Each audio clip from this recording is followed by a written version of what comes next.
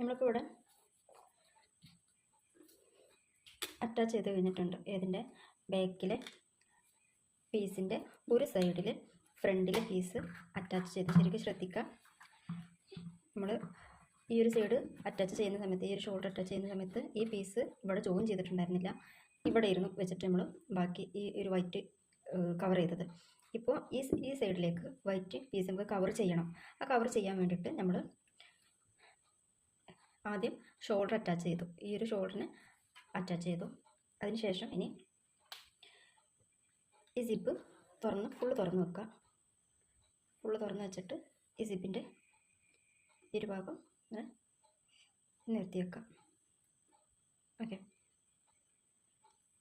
നിർത്തി വെച്ചതിന് ശേഷം നമ്മുടെ ഈ ബാക്കിലെ ഈ പീസ് ഉണ്ടല്ലോ, ഈ സൈഡിൽ നിന്ന് ഇപ്പുറത്തെ സൈഡിൽ ഈ പീസ് ഉണ്ടല്ലോ, ഈ പീസിനെ കൂടി ഇങ്ങോട്ടേക്ക് വെക്കാം.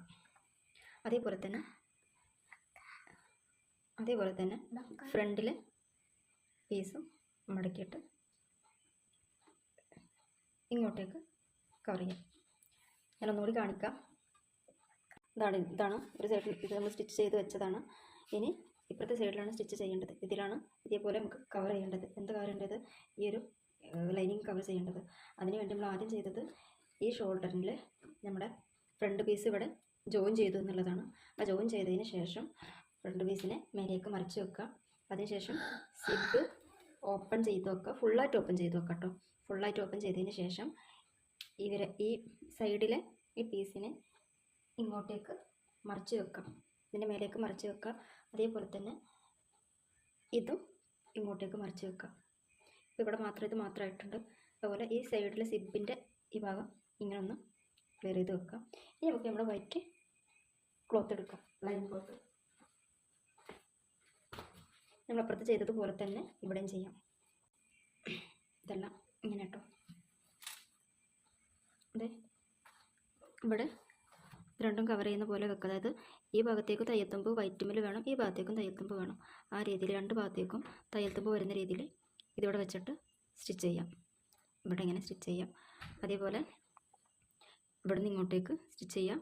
ഇതിനെ ഇങ്ങോട്ടേക്ക് തന്നെ കൊണ്ടുവരണം കേട്ടോ. നമ്മൾ കൂടുതൽ എടുത്തിട്ടുണ്ടായിരുന്നു, ഓർക്കുന്നുണ്ടോ?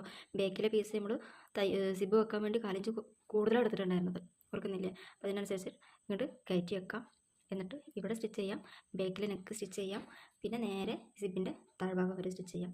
അത്രയും സ്റ്റിച്ച് ചെയ്തതിന് ശേഷം നമ്മുടെ ഈ സൈഡിൽ ഇതിനകത്ത് ആംഹോളും സ്റ്റിച്ച് ചെയ്യാം. ആദ്യം ഇവിടുത്തെ സ്റ്റിച്ച് കഴിഞ്ഞാൽ ഓരോരോ ഭാഗങ്ങളിൽ സ്റ്റിച്ച് കഴിഞ്ഞതിന് ശേഷം ഓരോരോ ഭാഗങ്ങൾ എടുത്താൽ മതി. ഇപ്പോൾ നിങ്ങൾക്ക് എളുപ്പം ഈ ഒരു ഭാഗത്തത് ആദ്യം അറ്റാച്ച് ചെയ്യാനാണ് എളുപ്പമെങ്കിൽ അത് ആദ്യം ചെയ്യാം. അതിനുശേഷം നെക്ക് സ്റ്റിച്ച് ചെയ്യാനാണ് എളുപ്പം വെച്ചാൽ അത് ചെയ്യാം. അതിനുശേഷം ഓരോന്നോരോന്നാണ് ചെയ്ത് തീർക്കാൻ എളുപ്പം വെച്ചാൽ അങ്ങനെ ചെയ്യാം കേട്ടോ. അതായത് സ്റ്റിച്ച് ചെയ്തിട്ട് വരാം.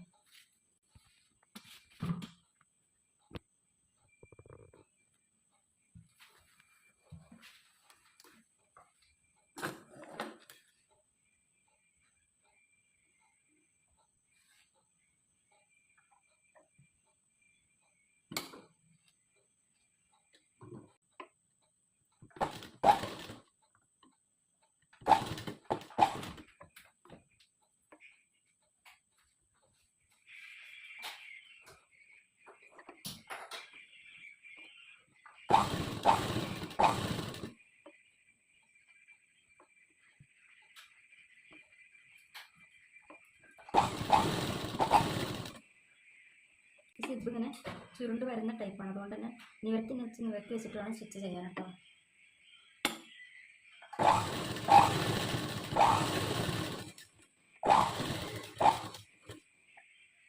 ഇത് നെക്കിലേക്ക് റൗണ്ട് ഷേപ്പിൽ ഇങ്ങോട്ട് കൊണ്ടുവരാം. നെക്കിലേക്ക് കൊണ്ടുവരുമ്പോൾ നമ്മുടെ ഇവിടെ തയ്യൽത്തുമ്പ് രണ്ട് സൈഡിലും തയ്യൽത്തുമ്പ് വരുന്ന രീതിയിൽ വേണം ഈ പീസ് വെക്കാൻ.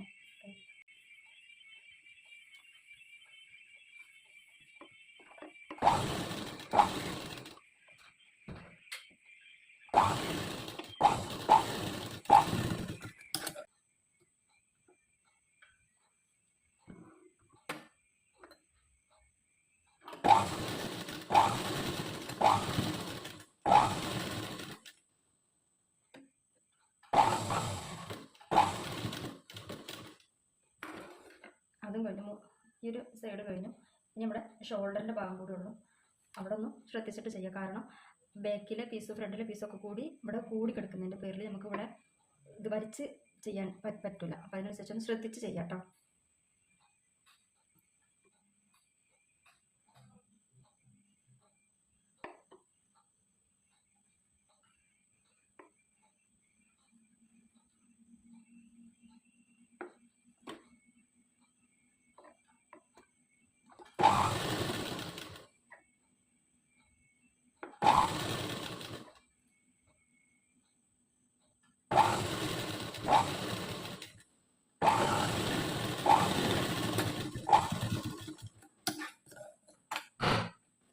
ഇത്രേ ഉള്ളൂ.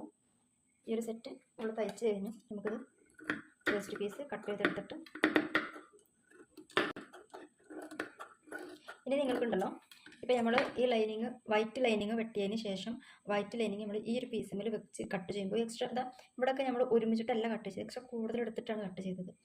അഥവാ നമ്മൾ സ്റ്റിച്ച് ചെയ്യുന്ന സമയത്ത് എന്തെങ്കിലും ബുദ്ധിമുട്ട് വന്നിട്ടുണ്ടെങ്കിൽ നമുക്കൊന്ന് അങ്ങോട്ടും ഇങ്ങോട്ടും നീക്കി വെക്കാനുള്ളൊരു സ്പേസ് വെച്ചിട്ടാണ് നമ്മൾ കട്ട് ചെയ്തിട്ടുള്ളത്. നിങ്ങൾക്ക് പ്രാക്ടീസ് വരുന്നതിനനുസരിച്ചിട്ട് കറക്റ്റ് നമ്മൾ ഈ ഒരു ലൈനിങ് വെട്ടിയ അതേ അളവിൽ തന്നെ ബാക്കിയുള്ള എല്ലാ ഭാഗങ്ങളും വെട്ടിക്കഴിഞ്ഞിട്ടുണ്ടല്ലോ, ഇവിടുത്തെ സൈഡൊക്കെ ഈ രീതിയിൽ തയ്ക്കുമ്പോൾ നമുക്ക് ഇതിൻ്റെ ഉള്ളിൽ പീസ് ഉണ്ടെങ്കിലും ബുദ്ധിമുട്ട് വരില്ല. രണ്ടും കൂടി ഒരുമിച്ച് അങ്ങോട്ട് വെച്ച് തയ്ക്കാൻ പറ്റുള്ളൂ. ഇപ്പോൾ ഇതിൽ തയ്ക്കാൻ പറ്റും. ഓക്കെ, പക്ഷേ അതിന് കുറച്ച് ഒരു 3-4 തയ്ച്ച് കഴിഞ്ഞതിന് ശേഷം ആ രീതിയിലൊക്കെ കട്ട് ചെയ്ത് നോക്കിയാൽ മതി കേട്ടോ.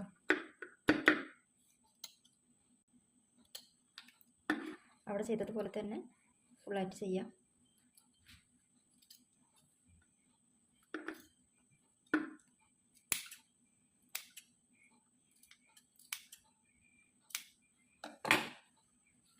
ഫുൾ ചെയ്ത് കഴിഞ്ഞു. ഇനി നമുക്ക് ഓപ്പൺ ചെയ്ത് നോക്കാം.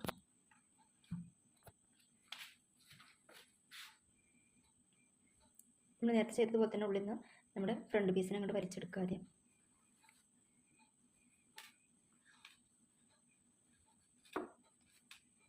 നമ്മൾ ആദ്യം തന്നെ സിബ് അറ്റാച്ച് ചെയ്ത് അവിടെ വെച്ച് കഴിയുന്നത്, അതായത് ഫൂട്ട് ഇടുന്ന മുന്നേ, സിബിൻ്റെ ഫൂട്ട് ഇടുന്ന മുന്നേ തന്നെ സിബ് ചെറുതായിട്ടൊരു രീതിയിൽ അറ്റാച്ച് ചെയ്തില്ലേ. അതെന്തിനാണെന്നറിയോ?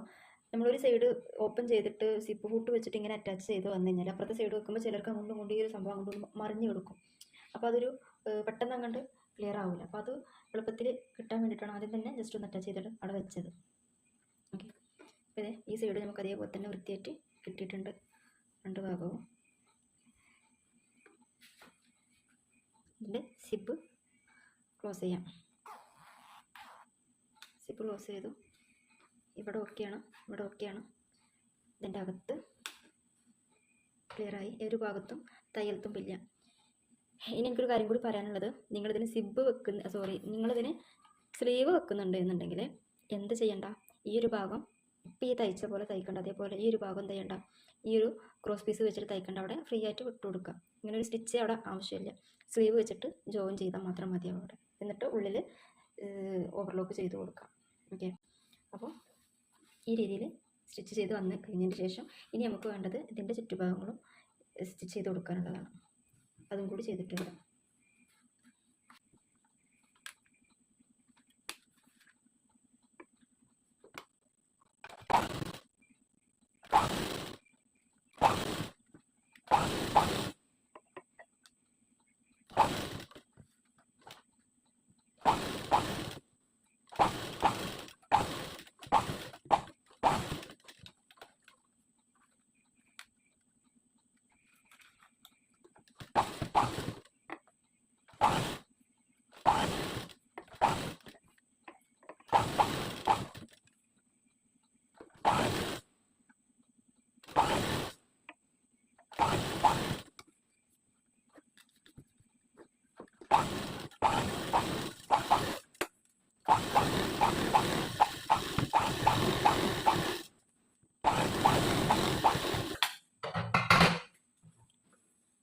ഇതിൻ്റെ ചുറ്റുഭാഗം നമുക്ക് കട്ട് ചെയ്ത് കൊടുക്കാം കേട്ടോ.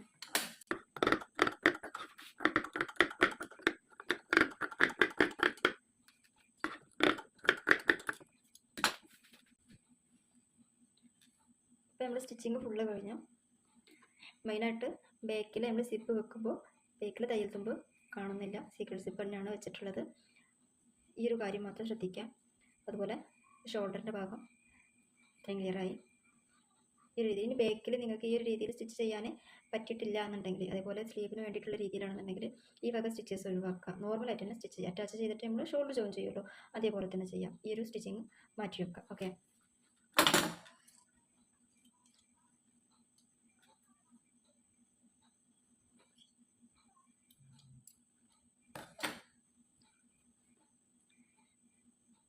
ഇനി വേണ്ടത് നമുക്കിതിൻ്റെ സൈഡ് ജോയിൻ ചെയ്യാന്നുള്ളതാണ്.